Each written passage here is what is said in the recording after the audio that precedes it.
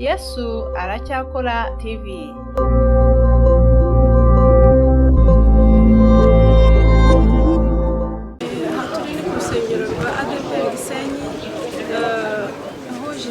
Twaje kumuherekeza dushima Imana Elizabeth Bini Yesu aracyakora TV. Rero turabashimira uburyo mukomeza kudukurikira kuri Yesu aracyakora TV. Imana y'amahoro nibahe umugisha. Dukomeje kwihanganisha imiryango, inshuti, abakunzi ba Gisele Precious, tubabwira tuti ni mukomere, ariko imirimo ye yagiye akora niyo ajyanye nayo, barajyanye. Turizera ko agiye mu ijuru. Bose namwe mukomere, ahubwo twebwe dusigarane icyifuzo cyangwa igitekerezo cy'uko twakiranuka kugira ngo uburyo Gisele yabaye intwari natwe tubigiremo ubushake, dutere ikirenge mu cye, kugira ngo ubwo Yesu azaza kudutwara natwe tuzagire imirimo iduherekeza. Rero turabashimira kandi turakomeza kubinginga kugira ngo mudukurikire live. Tuba turi ku rusengero, indi mihango nayo murabona mu kanya. Imana y'amahoro ibahe umugisha kandi nibarinde mu izina rya Yesu. Sigarana amahoro y'inkomezi mu mitima mu izina rya Yesu. Amen. Yaburanye kuva kera.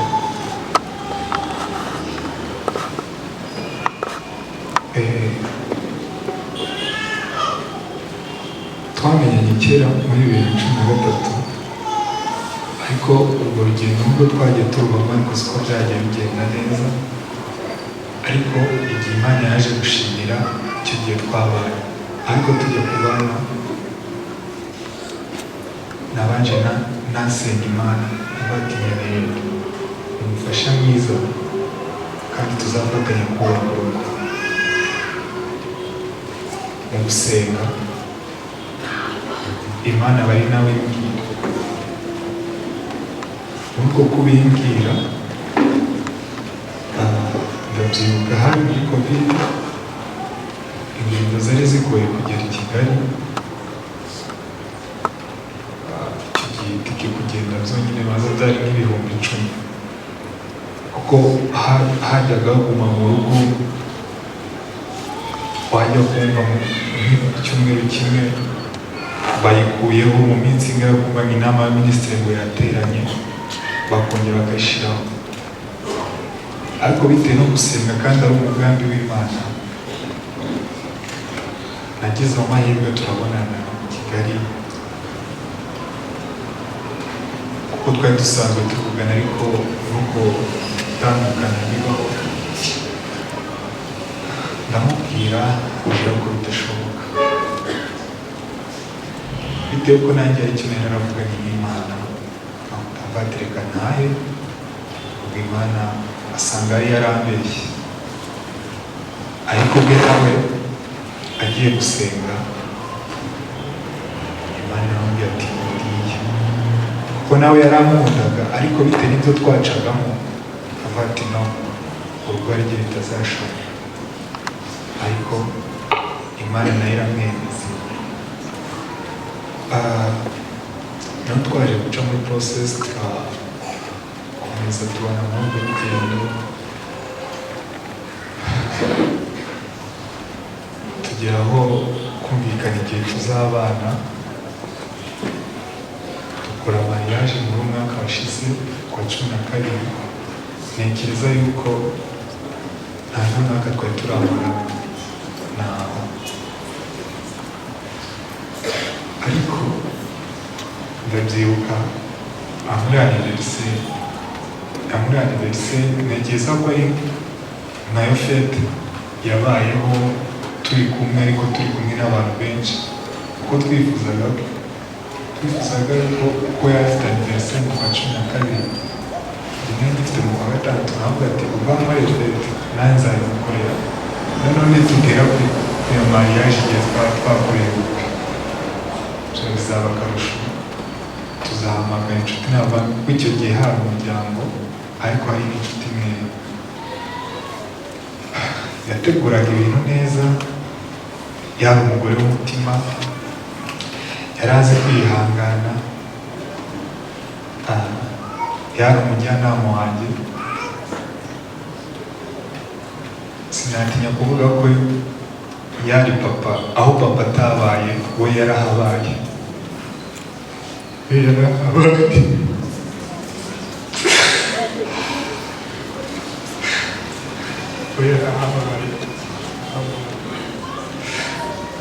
Kunda kwicara tukajya inama, yajyaga yumva ko yaharanira icyubahiro cyane, yaba afite ibitekerezo akabizana, ariko akambwira ati niho mutware w'urugo, nawe ndagushaka yuko utanga ibitekerezo tubiganireho,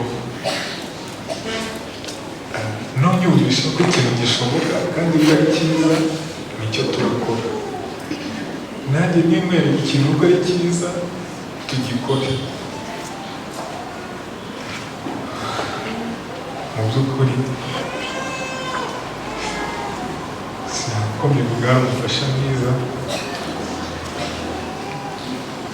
kuko ntekereza yuko mu myumvire yanjye cyangwa se na famiye ari igihe twabaga turi kuganira na famiye na mama yagusura, harimo ibitekerezo afite, akamubwira ati umubyeyi ibyo uvuga nibyo ariko n'ibi n'ibi. Mama naho akagira akabyumva bitewe na sase yabimubwiyemo. Yari umuntu uca bugufi, yari umuntu uca bugufi kandi akamenya kugira abantu inama. Mukuru we arabizi, Solange arabizi cyane.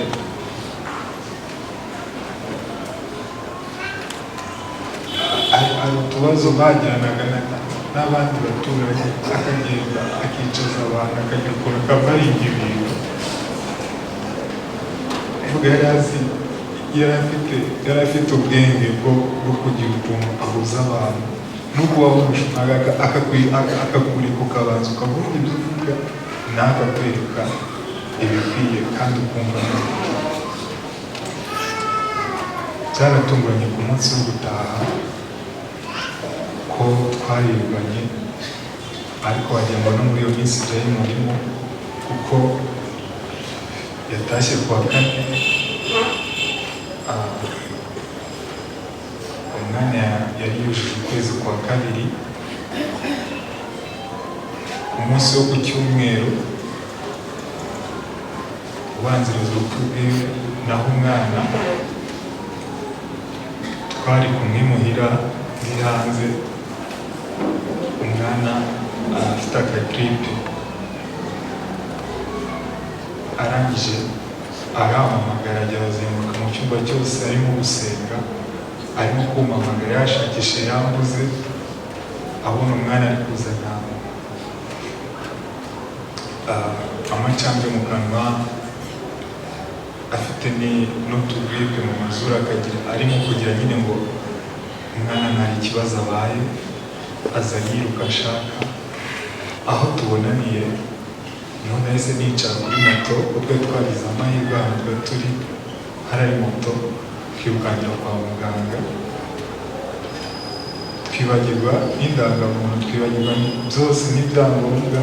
We arirukanka ajyana umwana ku bitaro, njye nsigara nandikisha transfert.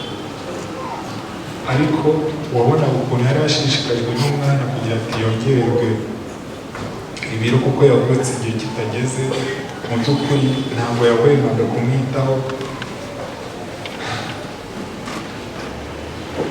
kuko n'uwo munsi twageze ku bitaro asanga umwana yiyongereyeho hafi ikiro, kuko yavukanye ikiro kimwe n'amagarama 700, ariko byari bimaze kugera ku biro 2,600. Yamwitagaho uko ashoboye, akamushyira mu gituza, akamuririmbira, akamucurangira. Umwana ukabona ari guseka, tukavuga ati hari ubwo wasanga ari icyo mu nda, benshi bajya batubwira ngo ni icyo mu nda, ariko tukabona nyine umwana arimo guseka. Icyo gihe nawe numva biranshimisha ukuntu nyine amwitaho kuko n'icyo gihe twararanaga akagira umwanya yonsa umwana yarangiza akamushyira mu gituza njye nkasinzira aho umwana yabaga yasinzira agiye kumuryamisha nanjye akanzutse nkareba nawe agasinzira. Ni ukuvuga yitaga ku mwana kuko umwana yaryamaga amasaha 3 yari azi kubyubahiriza, hari n'imiti twamuhaga yo gukomeza amagufwa. Urumva ibyo byose twajyaga tugerageza kugira turebe umwana wakora muzima, ariko akavuga najya avuga ati no nshaka ko umwana wanjye abaho kuko hari abana benshi baguye mu bitaro hariya twari turi mu makuvezi, aravuga ati umwana wanjye nzamwitaho bakakuze. Muri iyo minsi yahamagaye uyu pare amubwira nyine ibyatubayeho, arangije aramubwira ati ubwo rero bibaye n'umukobwa harimo icyo kibazo bana kubazi uzihangane nibura tegereza imyaka 5. Arangije aravuga ati ntabwo nabishobora, ahubwo ngiye kubabyara, mbabyaye muzabakorera nyuma.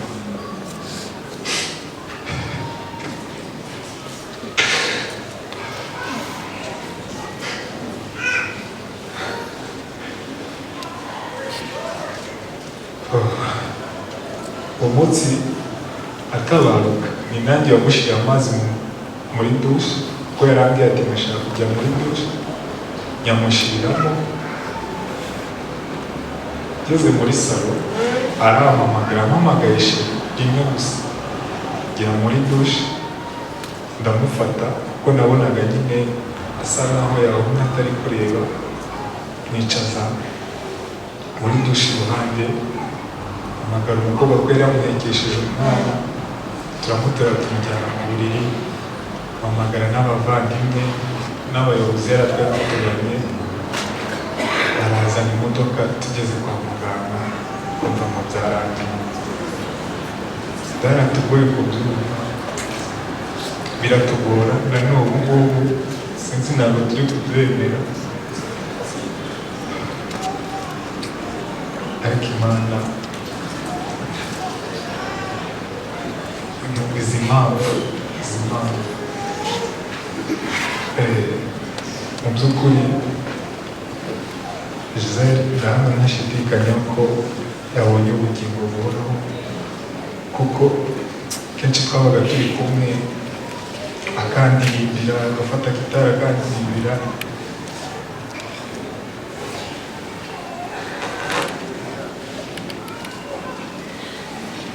kumbyaza ubutumwa bwiza, yigisha ijambo ry'Imana ko yari yarakijwe muri 2019, nanjye yanyigishaga ijambo ry'Imana ashaka ko niswa, ariko nzashyiramo imbaraga kugira ngo Imana izamfashe.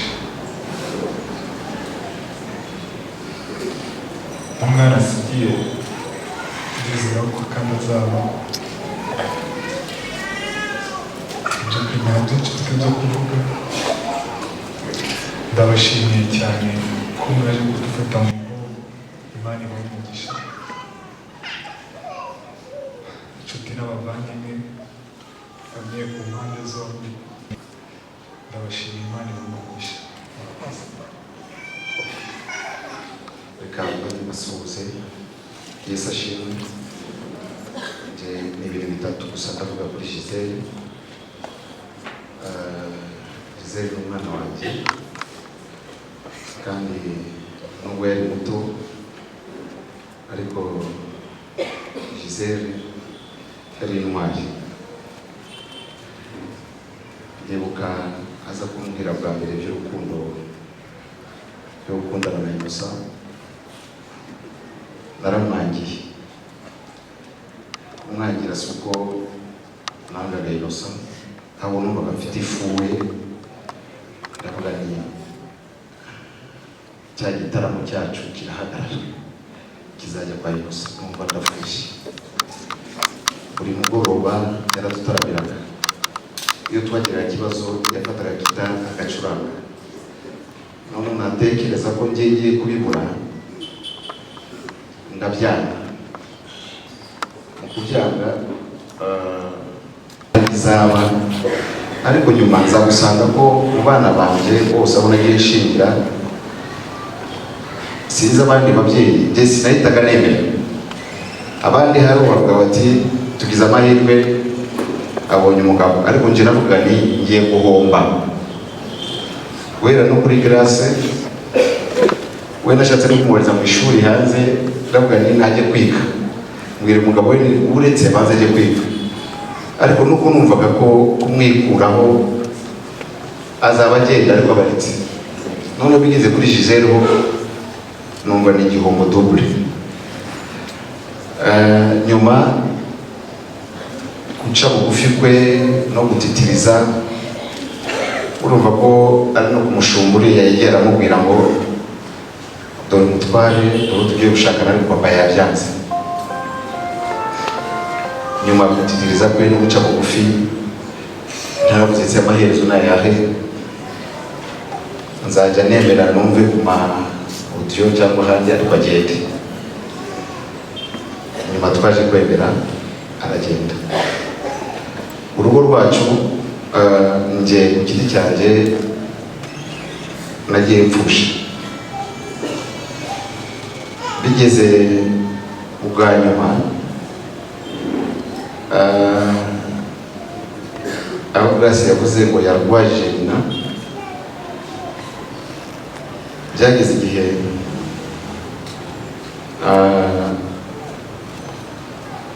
kugira mushake, nari navuze ko nazongera gushaka, bivuga mu mutima wanjye ndabyiyorera. Ariko Imana ibikora, abana baranyicaje, urabona abakobwa bakuru, mu kunyicaza babonye ko nta n'umwe watinyuka kubimbwira, babibwira Giselle. Grace yabaye na MC uyoboye ikiganiro, ariko Giselle yafashe ijambo araninyuka ambwira, ndetse anapropose anyereka uwo muye gushaka. Mbanza kwihagararaho ndavuga se uyu mwana uraza kumwereka, numva ko ndavuga ni ndabitekerezaho, ariko arandi makuru nari mfite, ariko nibya bindi byo kujijisha kugira ngo atazavuga ko ari we wabimuriye. Ariko niwe wafashe umwanzuro mu bandi bana, niba barakoze inama simbizi, akababwira ati mu ndege ngenda mubwira. Arabivuga, ndetse bari basanze banaziranye, yabitiyemo kandi ariko n'umutima wanjye warabyemeye uranabikunda. Ikindi nshaka kuvuga kuri Giselle, bagiye bavuga ngo yakijwe muri 2019, ni ubuzima bw'abantu b'abapasitori, ari byo bita le salut personnel, gukizwa ku giti cye. Bose n'abasolaje narabahagurutsaga mu rugo ndi kubirukansa mu gitondo mu gihende cyo gusenga, nakubitaga amashi baribishi twese kugende, bakagenda ndetse bakivovota ngo se nagahato ibintu bya nje ngakomeza bafata nk'abana, ariko bakatangiye gukura nakomeza iyo ritme. Ariko Giselle yageze igihe personally ahura n'Imana, amenya Imana, amenya no kuyikorera, ndetse avuga n'ubutumwa. Indirimbo ze ni inspiration, yafite connection akahimba indirimbo. Nyuma natangaje n'ikintu kimwe, ejo bundi mfata umwana we, kuko bwa mbere turi kuri kwa muganga igihe yabyaraga nari mari, bamukuye muri sale amaze kuva mu kinya, yasohotse arambona, arambaza papa nawe waje? ndamunaje. Nitwe twajyanye twembi kureba umwana muri kuveza. Ndebye akana numva mfite ubwoba, ndakareba ndi kwibaza niba kazashobora kubaho. Turamureba, turi kumwe, turazenguruka, icyo gihe namubajije gusa umwana afite izina, ararimbwira. Turasohoka hanze, nyuma njye nasubiye i Kigali. Kumenya inkuru bayimbwiye ndi ku rusengero, ari Solange mpamagaye anambwira ati papa ameze nabi, na Innocent yari yampamagaye yambuze yanyandikiye na message ko papa Gisele ameze nabi. Narindi kuganira n'umukristo, ndi kwakira abakristo ariko umukristo turi kuganira, nabonye bampamagaye cyane umukristo usaba babaze n'inyanganire, baze nitabiye telefone bampamagaye cyane, bambwiye ko Gisele yaguye muri koma. Ndababwira ni mwirukanke umujyane kwa muganga. Ntabwo numvishe nikaze ikintu gikomeye, kuko nabonaga ko Imana itakikora ku muntu nk'uyu uyikorera. Natekerezaga ko aracyari kare, Imana ntiyakwihuta nkomeza kuganira n'uwo mukristo, ariko natunguwe nuko Grace yampamagaye arambwira ati nyuma y'isaha yo gusaba nzi kumbwira mbere ngo Gisele byananiye. Ndasusumira, nshaka kubabwira ngo murebe neza. Ndahaguruka, n'umukristo uwo naganirizaga yari afite ibibazo byahise asohoka, agenda muncitse ariruka, kuko ibyo byose babivugaga telefone ifunguye, kandi nagomba kumusaba imbabazi kugira ngo ataza kubona muri dialogue pastoral. Ntabwo wajya urangara kuri telefone abona uburemere ahita asohoka aragenda. Ejo bundi rero mfugatiye akana, nakubise gutya gira gutya, mbona karikanze, mbona karasetse. Ndabusa umwana utaruzuza n'amezi yo kuvuka. Mbaza Innocent araseka, arambwira ati amenyereye kumva indirimbo. Numvise ikinika, ndabose azabwira kuzumvira he noneho ko wamuririmbiraga yagiye.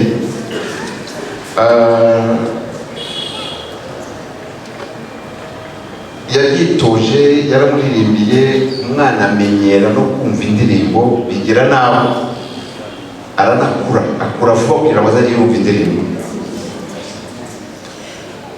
Ikindi gitangaje nuko bambwiye ko yarariraga nijoro, yakundaga kurira nijoro, ariko kuva nyina yapfa umwana yaracecetse. Niba yarabimenye, niba yarabiyumvishemo, niba yaratekereje ndatakiraniye, arareka agahigima ashaka amata. Kandi icyo navuga nuko ni umusukuru wacu, Imana yashimye ko Gisele agenda idusigira ishusho. Yaba yaragiye akiri mu rugo iwanjye, nta mwana tuba dufite dusigaranye, kuko igihe cy'Imana niba yarakuranije ko izamutwara, nawe yateganyije kumutwarira ni kwa Innocent, niko yabibonye, ariko idusigira undi mwana, idusigira umwana tuzatureberaho tubone Gisele. Rero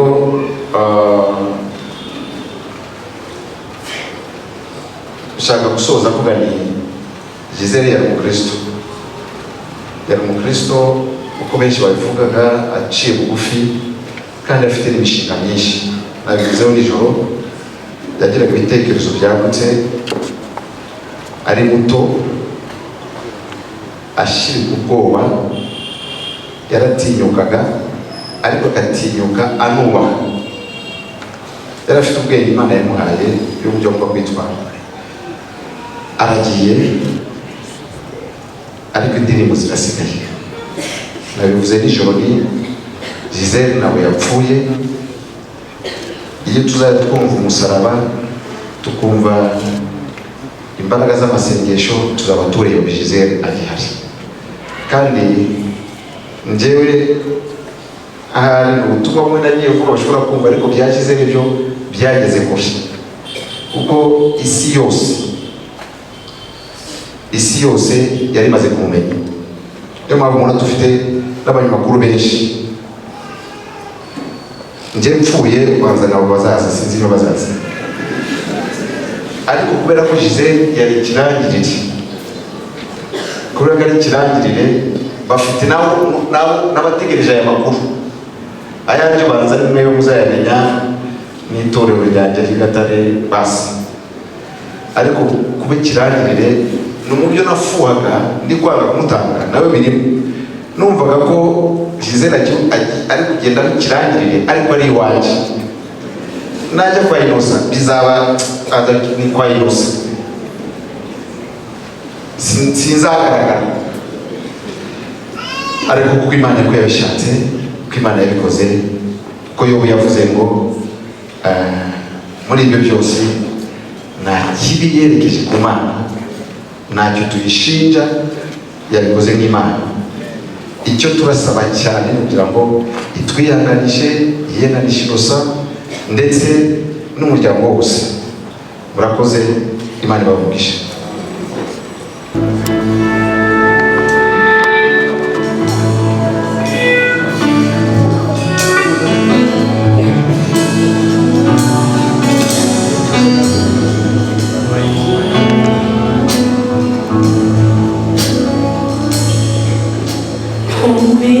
Makuru aturuka i Siyoni, umutima uraririmba kuko namenye ko imbohe zibohowe. Fata umwanzuro ugende iyo nzira y'agakiza, nubwo amajwi yari menshi ariko umutima uramaramaza. Kugeza ubwo nageze ahantu heza cyane, hagiriye umumaro ntazibagirwa. Kugeza ubwo nageze ahantu heza cyane, hagiriye umumaro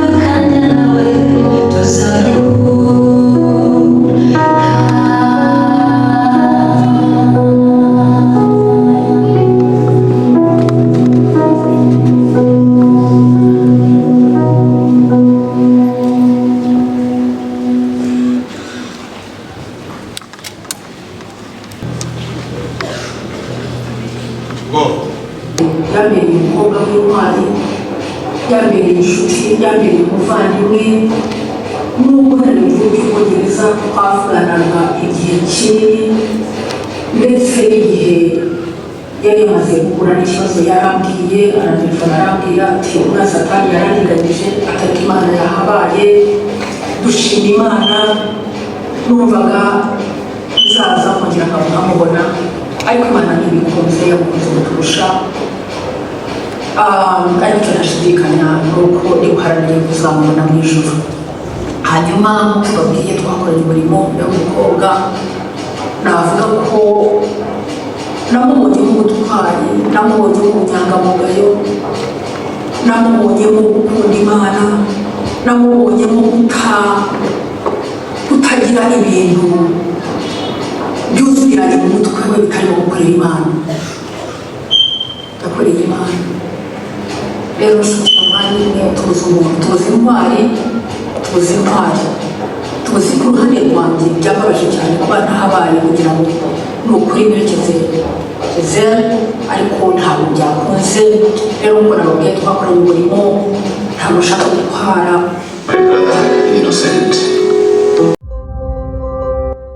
Yesu aracyakora TV.